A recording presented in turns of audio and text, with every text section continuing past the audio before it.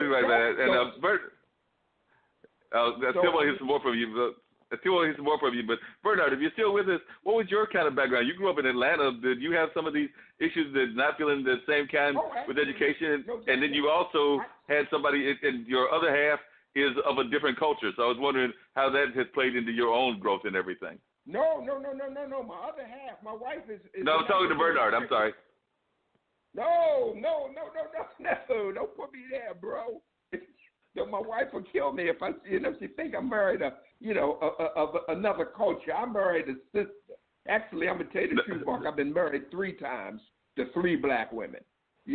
I didn't learn the first time. I didn't learn the second. I learned the third about how to deal with married in my current marriage. I've been married almost 20 years, so it's really been cool. I actually grew up in the inner city of Baltimore.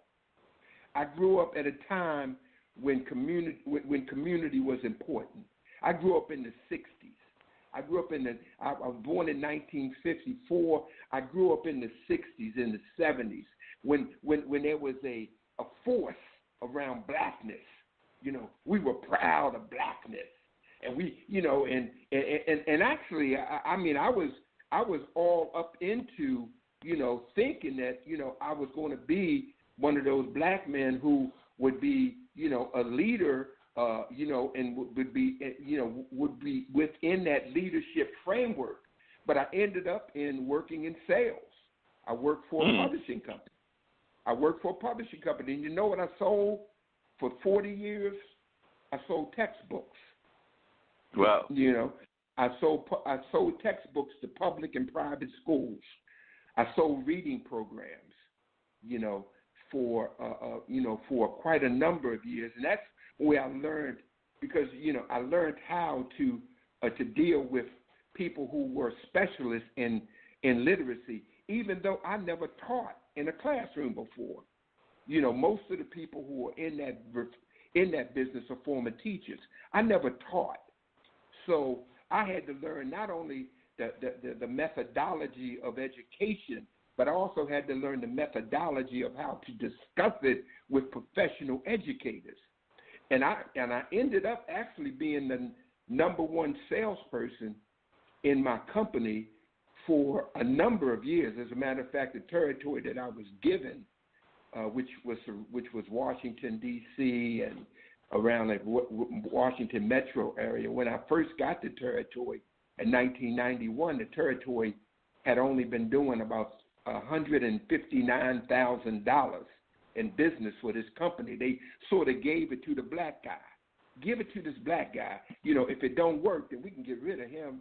Well, in 3.5 years, I built that territory to $15.6 million. So, So I mean, and in that time, that territory is still productive, even though the company that I worked for pushed me out when I got injured on the job. So because of my age and because I was making so much, salary, so I ended up becoming that black man who had to start over again. I couldn't do it because I couldn't do the same things that I used to do because of my disability. But I said to myself, what can I do to help my community? And what I did was I decided to do the blog, which is the knowledge, and then do the read aloud, which was the goal of creating the universal black literacy goal. Because I believe that literacy is a national civil right? If a person can't read, Mark, if a person can't read, do they really have rights? That's true. I mean, you don't even know what your rights are.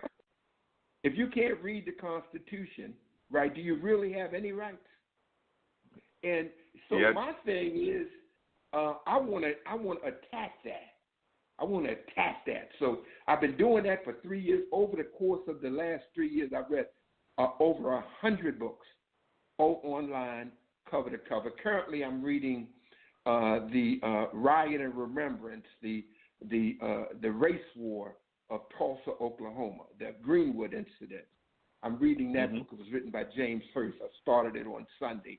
I've read so many different books. I've read The New Negro, about Alan Locke. I've read Malcolm X's autobiography. I've read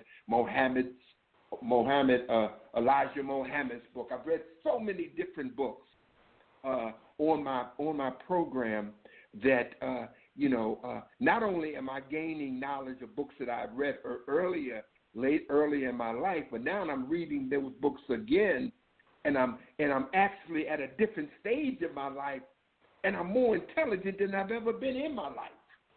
So What I want to do next, Mark, is I want to take my program to a black college. Right? I'm getting ready to move back into Baltimore. Currently, I live in the suburbs of Washington. I want to move back into Baltimore because, Baltimore's got some serious problems. I grew up in this city, but they need me. So I want to I want to talk to the president of Morgan State University, and I want to say, Mr. President, I would like to do my program in your library, and I would like to also train some of your students to do it with me, so that we can attack this issue of literacy and attack this issue of the absence of knowledge that's in our community. Yesterday, the mayor of Baltimore City, I think it was yesterday or Saturday one, he said that what he wanted to do was put a boxing ring in the arena down in Baltimore City and have the kids fight rather than shoot each other. That is not realistic. But I tell you what is realistic. If we can get those children to be strategic readers and thinkers, and they can make those decisions consciously that right now they're making without any knowledge, any information. And that's my drive. I love what I do, brother. I ain't got no money. I don't have any money. I don't use the word ain't. I can't use the word ain't. I don't have any money anymore. But one thing I do have, Mark, that can't be taken away from me is my brain power and my will power and my hope to power and my want to power to change the system as we see it right now. Change that educational system. Change it from a failing system for black children and black adults to a profitable system where when kids walk out of the 8th grade, they're not reading 3 and 4 grade levels below. 50% of the adults in this country cannot read a book at an 8th grade level. 50%. 45 million Americans are functionally illiterate and read below a 5th grade level. 44% of American adults do not read a single book in a year. 6 out of 10 households do not buy a single book in a year. 3 out of 4 people that are on government assistance can't read. 20% of the Americans read below the level needed to earn a living wage. Jobs that used to be available. I was reading an article in LinkedIn. Jobs like a clerk, a registered clerk. There are 800,000 registered clerks in the country right now.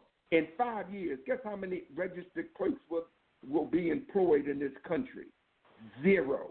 That means 800,000 people will be out of a job. What are they going to do? We are doing so. It's some major changes going on in this country, and if we as black people don't truly understand it, we are always going to be caught behind that rock, that barrier that says you can't make it. And now they've changed the dynamics. So now the blacks are not even the prominent minority anymore. It's so many things going on that between 46 and 51% of American adults have an income well below the poverty level because of their inability to read. We can't continue to do that because with technology, you've got to be able to read.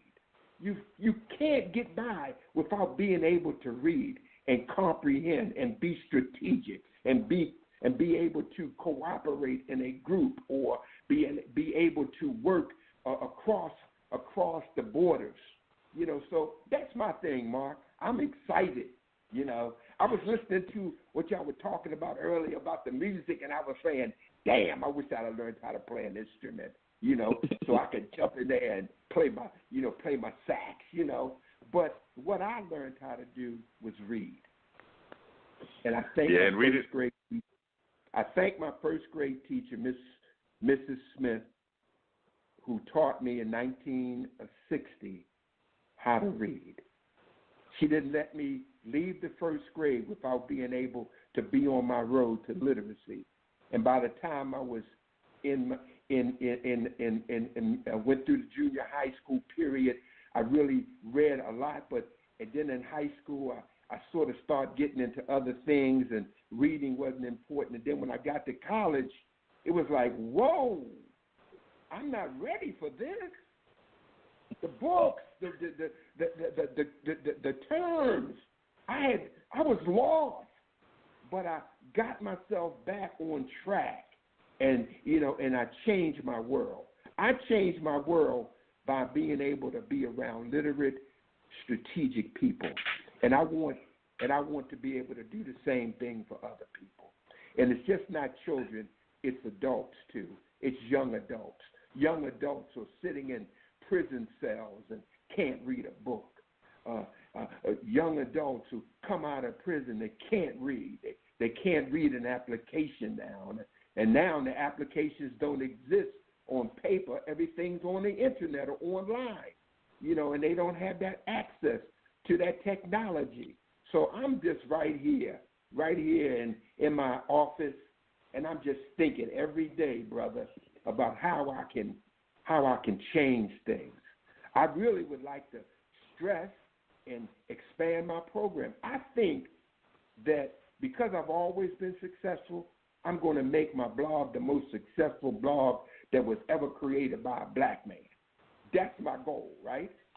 It might not happen in my lifetime, but 10 years after I'm gone, somebody going to catch on to my blog and say, dang, this brother was absolutely incredibly an incredible intellectual. I want to be on that same level as Stokely and on that same level.